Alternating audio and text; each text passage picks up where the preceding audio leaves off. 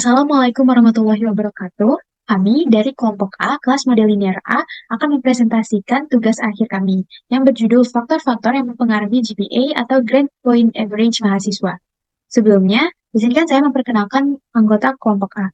Yang pertama ada saya sendiri, Adinda Erasna Khairunisa, lalu ada Ilham Khadafi, ada Luna Hafijah, ada Muhammad Haikal Ramadan, Naila Cikita Zahra, dan Naila Zahra Kirani.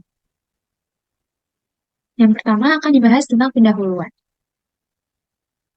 Dalam arti luas, pendidikan adalah seluruh pengetahuan belajar yang terjadi sepanjang hayat dalam semua tempat serta situasi yang memberikan pengaruh positif pada pertumbuhan setiap makhluk individu. Tanpa pendidikan, manusia tidak akan pernah dapat berkembang dan berbudaya. Akibatnya, jelas bahwa pendidikan adalah bagian penting dari kehidupan manusia. Oleh karena itu, peneliti ingin melakukan analisis lebih lanjut dengan berbagai faktor seperti usia, jenis kelamin, ras, dan lain-lain terhadap GPA siswa.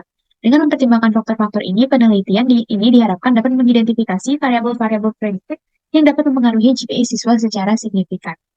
Peneliti akan mengajukan beberapa pendekatan model yang diharapkan dapat memberikan pemahaman yang lebih mendalam tentang pengaruh berbagai faktor terhadap GPA siswa. Rumusan masalah yang kami ajukan yaitu, yang pertama, bagaimana pengaruh usia, jenis kelamin, ras, tingkat pendidikan orang tua, dan lain-lain terhadap GPA siswa. Yang kedua, apakah semua variabel prediktor yang didefinisikan signifikan untuk memprediksi GPA siswa?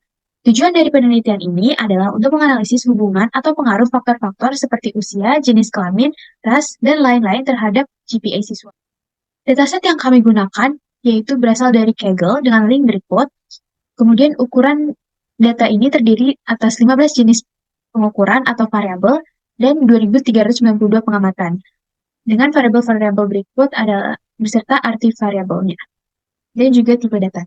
Di tahap kedua itu pre-processing, kami mengimport data, lalu kami menghapus kolom music voluntary dan student ID, kami memeriksa dimensi pada data, bisa dilihat, memeriksa missing values tidak ada, memeriksa duplikat juga tidak ada, memeriksa deskriptif data secara keseluruhan tidak ada nilai yang aneh, memeriksa tipe data, semuanya itu udah di variabel numerik, lalu kami memeriksa outlier pada data.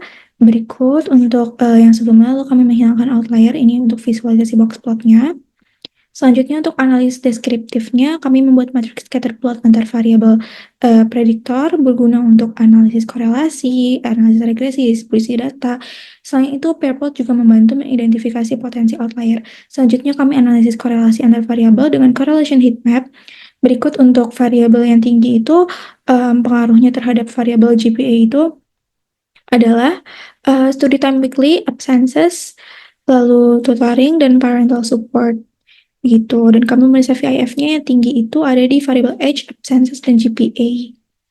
Dan untuk hipotesisnya, kami mengajukan bahwa setiap variabel prediktor berikut memiliki pengaruh dalam menjelaskan variabel respon yaitu GPA.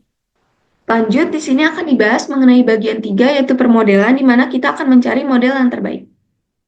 Di sini kami memilih variabel responnya yaitu Y sebagai GPA dan 10 variabel prediktor lainnya, di mana terdapat 7 variabel kategori yang kita ubah ke variabel numerik yaitu jenis kelamin, ras, pendidikan orang tua, bimbingan belajar, dukungan orang tua, ekstrakurikuler, dan olahraga. Di sini kita juga akan melakukan dengan uji stepwise regression. Pada permodelan kali ini, kita hanya berhenti pada model 6, di mana itu merupakan model terbaik. Untuk model 7, model 8, model 9, model 10, kita memberhentikannya karena p-value lebih besar daripada alpha. Untuk model 1 sampai model 6, T masih signifikan dan tidak ada masalah dalam uji coba fit-nya, sehingga kita tetap melakukan model tersebut. Untuk model 1, kita memilih variabel prediktor yaitu absence, model 2 parental support, model 3 itu student time weekly, model 4 tutoring, dan model 5 ekstrakurikuler, dan yang terakhir model 6 itu sport, dan itu merupakan hasil yang terbaik. Oke, selanjutnya adalah langkah permodelan. Di mana langkah permodelan ini akan menggunakan cara stepwise. Jadi yang pertama, kita coba semua model dengan satu prediktor, yaitu EY sama dengan beta 0 tambah beta 1 XI dengan uji T. Nah, dengan uji T ini kita pilih variabel X dengan nilai absolut T terbesar. Nah, itu jadi hasil yang terbaik di model pertama.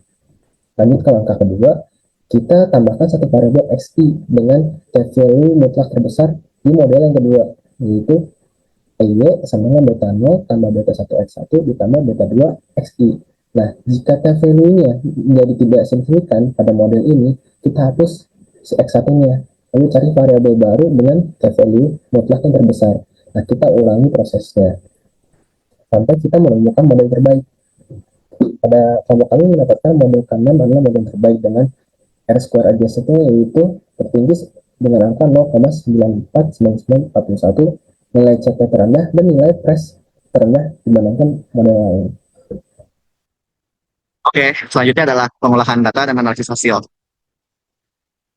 Nah, di sini kita melakukan cross model validation. Nah, data itu dibagi menjadi beberapa vault secara acak untuk validasi silang.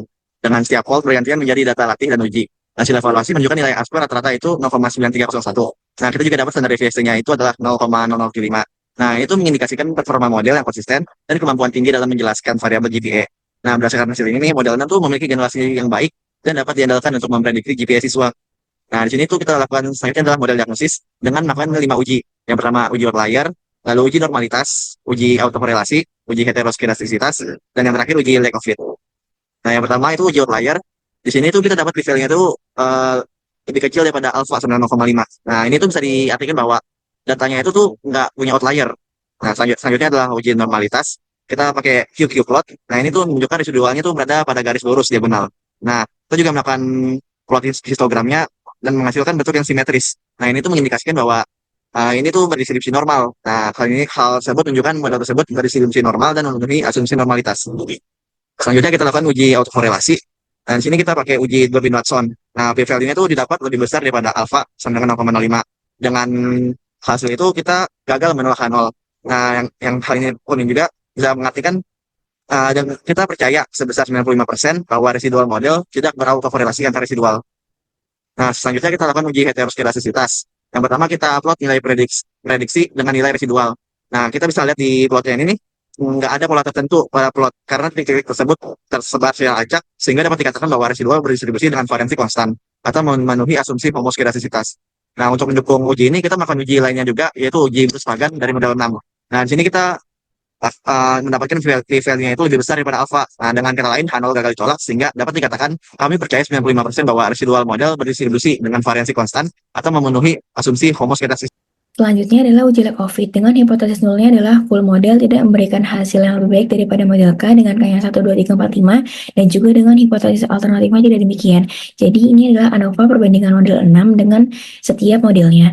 Didapatkan bahwa p-value lebih kecil daripada 0,05 sehingga hipotesis nul ditolak dan juga model 6 merupakan model yang paling baik. Selanjutnya, kriteria dalam model terbaik adalah yang pertama, model memenuhi prinsip parsimoni, nilai R kuadrat cukup besar, di mana nilai R kuadratnya yang kita dapat adalah 0,950, nilai FIF mendekati 1, dan juga modelnya memenuhi asumsi normalitas, homoskedasitas, linearitas, non-multikolinearitas, atau non-autokorelasi dalam model. Ini adalah interpretasi koefisien regresi model kami.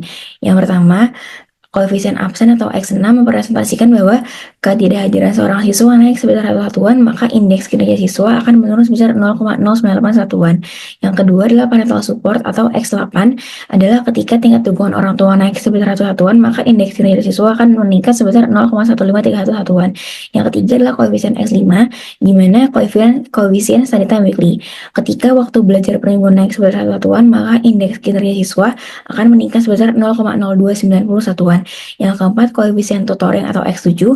Ketika bimbingan belajar naik sebesar 1 satuan, maka indeks kinerja siswa akan meningkat sebesar 0,2485 satuan. Yang kelima, koefisien ekstrakurikuler atau X9, di mana ketika ekstrakurikuler naik sebesar 1 satuan, maka indeks kinerja siswa akan meningkat sebesar 0,1893 satuan. Dan juga yang terakhir X10 atau sports, ketika olahraga naik sebesar 1 satuan, maka indeks kinerja siswa akan meningkat sebesar 0,1920 satuan. Kemudian yang terakhir, kesimpulan yang dapat kami peroleh dari penelitian ini adalah berdasarkan rumusan masalah yang telah diajukan pada pendahuluan, peneliti menarik kesimpulan bahwa model K6 merupakan model terbaik yang dapat peneliti peroleh untuk mengidentifikasi variabel-variabel yang signifikan dalam mempengaruhi pencapaian akademik siswa. Variabel-variabel tersebut yaitu jumlah waktu belajar, jumlah ketidakhadiran, bimbingan belajar, tingkat dukungan orang tua, partisipasi dalam ekstrakurikuler, dan olahraga. Semua variabel prediktor yang didefinisikan pada model 6 berpengaruh signifikan untuk memprediksi GPA siswa. Baik, sekian presentasi singkat dari kelompok A. Kurang lebihnya mohon maaf. Terima kasih atas perhatiannya. Wassalamualaikum warahmatullahi wabarakatuh.